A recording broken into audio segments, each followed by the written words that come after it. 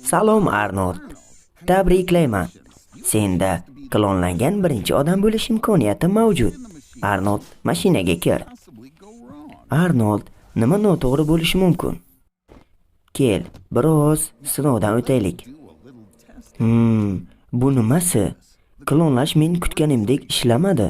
Sening miyang ikkiga bo'lingan, har bir tanang uchun yarim sharlardan qolgan. Korpus callosum miyaning yarim sharlarini bog'laydi va har biri bir necha santimetr uzunlikda 2 milliondan 2,5 milliongacha nerv tolalardan iborat.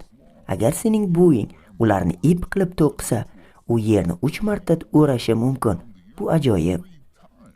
Kel Arnold, sening qobiliyatlaringni sinab ko'raylik. Xo'sh, chap miya. Endi esa o'ng miya. Nima qilyapsan, Arnold? Aha, chapdagi miyamiz til uchun javobgardir. Chapdagi miyamiz tananing o'ng tomonini, o'ngdagi miyamiz esa tananing chap tomonini boshqaradi.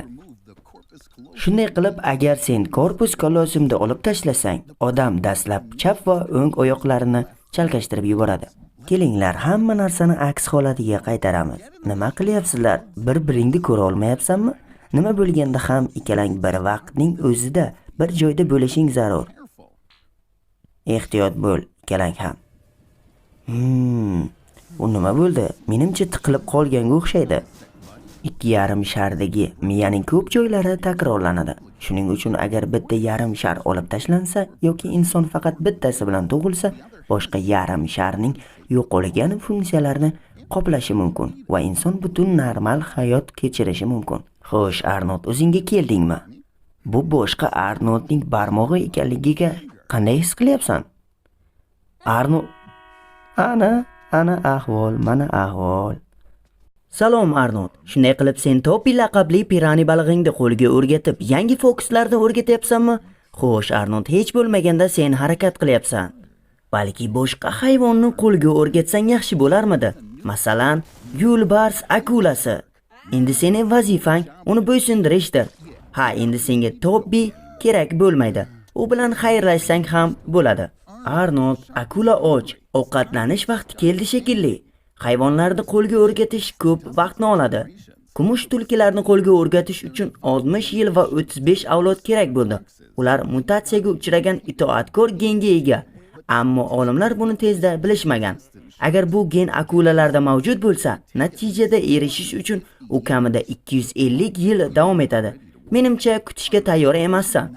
Arnold, hozir uning uchun ism tanlashning vaqti emas. Uning qorni och. Ehtiyot bo'l, Arnold. Oh, Arnold. Omadli qo'nish bo'ldi. Sen hech ham shu qo'lga o'rgatilgan hayvonlar o'rnida bo'lishni istarmiding? Har qanday uy hayvonlarining og'irlikdagi o'zgarishlarini esla. Osilgan quloqlar, mayda tishlar, rang o'zgarishi va miya hajmining 10 barovariga qisqarishi. Undan tashqari senda ba'zi bir g'alati genetik nuqsonlar kuzatiladi. Faqatgina tanqidiy vaziyatlarda adrenalin ishlab chiqarasan. Hey Arnold, balki uyg'onish vaqti kelgandir. Arnold, sen nimalar qilmoqchisan? Qochib ketyapsanmi? Bechora baliqchaning o'limiga yo'l qo'ymoqchimisan? Arnold, senga qanaqa g'oya keldi? Nima? Sen uni qo'yib yuborasan? Arnold, bu juda aqlsiz g'oya deb hisoblayman. Hozir sen akulaga yem bo'lish arafasidasan. Nima? Topi? U qayerdan keldi? Va u seni qutqarmoqchi. Arnold, menimcha bu akuladan qutulganga o'xshaysan. Odamlar birinchi bo'lib itlarni qo'lga o'rgatishgan. Shuning uchun it insonning his-tuyg'ularini taniy oladigan yagona hayvondir. Agar 20 yil oldin tarix boshqacha burilish yasaganida edi, bugungi kunga kelib odamlarning asosiy hamrohi qarg'alar, ayiqlar, hattoki 8 oyoqlar bo'lishi mumkin edi. Senga rahmat, Arnold. Bir kun biz ham piranilarni qo'lga o'rgatamiz, lekin bugun emas. Salom Arnold. Kasal bo'ldingmi? Senga o'zi antibiotiklar buyurilganmi? Ba'zan antibiotiklar nojo'ya ta'sirga ega. Qo'rqma, Arnold, o'tib ketadi. Unday qilma, Arnold. Bakteriyalar antibiotiklarga moslashib, ularga qarshi immunitet hosil qilishi va chidamli bakteriyalarga aylanishi mumkin. Chidamli bakteriyalar har yili 700 mingga yaqin odamni o'ldiradi. Yaxshi xabar shundaki, bakteriyalar bir-biri bilan raqobatlashganda Ular bir-biri uchun zaharli moddalar ishlab chiqaradi. Shunday qilib, olimlar yangi antibiotiklarni yaratayotgan bir paytda biz bakteriyalarni bir-biriga qarshi qo'yishga harakat qilishimiz mumkin. Antibiotiklarni qayta ishlatsang yaxshi bo'lardi. U axlat qutilarda bo'lib, u yerda turli antibiotiklar bilan aloqa qilish va super tabletka yaratishi mumkin bo'lgan juda ko'p bakteriyalar to'planadi. Xo'sh, sening immuniteting allaqachon kasallik tufayli zaiflashgan va endi bu antibiotiklar ham ma'lum bakteriyalar uchun mo'ljallangan. Agar yangi bakteriyalar paydo bo'lsa, bizning antibiotiklarimiz kuchsiz bo'ladi. Yaqinda olimlar Tibet muzliklarida mingga yaqin bakteriya topdilar. Ularning deyarli barchasi fanga noma'lum. Bu deyarli dahshatli hikoyaning boshlanishiga o'xshaydi. Ayniqsa global isishda. Super xatolar osonlikcha davolanmaydi. Shunday emasmi? Yangi antibiotikni yaratish uchun ko'p vaqt kerak bo'ladi. Jiddiy, Arnold, sen ChatGPTdan foydalanib super tabletka yaratishni rejalashtiryapsanmi? 2050-yilga kelib, har 3 soniyada bir kishi super bak keltirib chiqaradigan kasalliklardan vafot etadi. Ammo 2023-yil may oyida deyarli 3 ta eng xavfli super baklardan biriga qarshi yangi antibiotik yaratildi. Ushbu kashfiyotga olimlarga sun'iy intellekt yordam berdi. Arnold, hozirgi holatingda sen yotoqda bo'lishing kerak. Tajriba o'tkazma. Sen hatto qandaydir super tabletka yaratmoqchimisan? Agar men seni o'rningda bo'lsam, sinalmagan tajriba orqali o'z hayotimni xavf ostiga qoldirmas edim. Hattoki yo'qotadigan hech narsam bo'lmasa ham. Voy, omading keldimi? Bu qanday sodir bo'lganini ham bilmayman. To'g'ri, ba'zan ahmoqlar va tavakkalchilar omadli bo'lishadi. Super tabletka senga foyda qildimi? Nima? Yana o'zingni yomon his qilyapsanmi? Men senga nojo'ya ta'sirlar bo'lishini aytdim-a? Asosiysi, super tabletka yaratmaslik kerak edi. Yo'q, Arnold, bu nimasi? Salom, Arnold. Voy, sening muzqaymoqingni rasvo qilishdi. Arnold, bu bahaybat chumoli qayerdan paydo bo'ldi? 51-zonadagi tajribalardan biri? Balki aqldan ozgan olimning jinniliklaridir. Yoki sportchi Akers chumolini tishlab uni ulkan qilib qo'yganmi? Arnold, shaharda itni kattaligida keladigan millionlab chumollar kezib yurmoqda.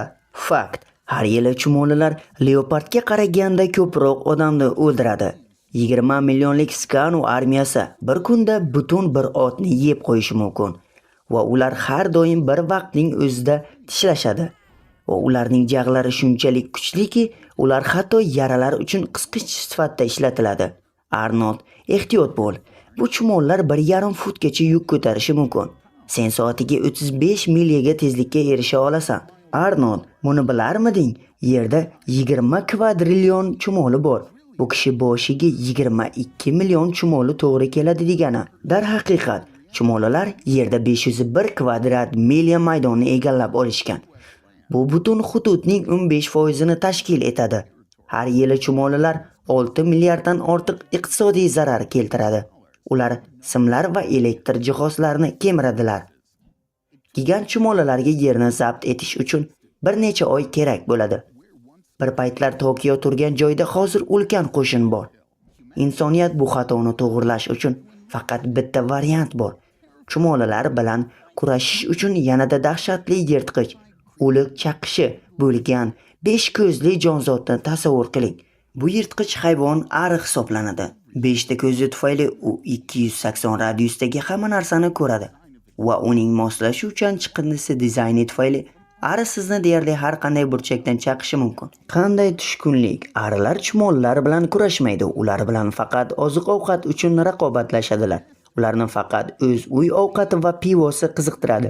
Haqiqatan ham tug'ilgan kunga taklif qilmagan ma'qul. Nega olimlar shunchaki chumolixo'rni kattalashtirmadi? Arnold, uyg'on. Hali hech kim seni tishlamadi. Sen uyani ustida uxlab qolibsan. Ammo oddiy chumolilar ham xavfli bo'lishi mumkin. Arnold, yeding. Siz blogersiz yoki bloger bo'lmoqchisiz. Unda biz sizga o'z xizmatlarimizni taklif qilamiz. YouTube va Instagram uchun kontent tayyorlash, banner, avatar, preview tayyorlash xizmati, video montaj, intro, futaj va outrolar, sifatli ovoz yozish, istalgan mavzuda ssenariy yozib berish rus va ingliz tillaridan tarjima qilish, video montaj turli tarmoqlar uchun YouTube, Instagram va hokazo, reklamli roliklar tayyorlash, kreativ g'oyalar va agar siz YouTube'ni noldan boshlamoqchi bo'lsangiz, kanal yasash, yurgazish va daromadgacha olib chiqishni noldan o'rgatamiz. Biz bilan bog'laning va xizmatlarimizdan foydalaning.